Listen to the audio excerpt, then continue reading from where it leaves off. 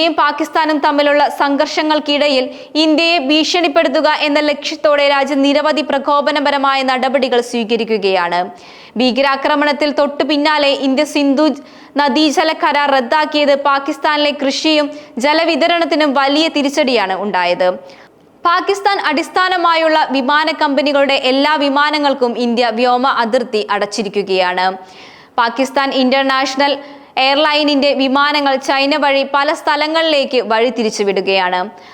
പഹൽഗാം ആക്രമണത്തെ തുടർന്ന് സുരക്ഷാ നടപടികളുടെ ഭാഗമായി സിന്ധു നദി ജല കരാർ ഇന്ത്യ താൽക്കാലികമായി നിർത്തിവെക്കാൻ തീരുമാനിച്ചതും വ്യോമപാത അടച്ചതും വ്യാപാര ബന്ധം അവസാനിപ്പിച്ചതുമെല്ലാം പാകിസ്ഥാന് ഗുരുതരമായ പ്രത്യാഘാതങ്ങളാണ് വഴിവെച്ചത്.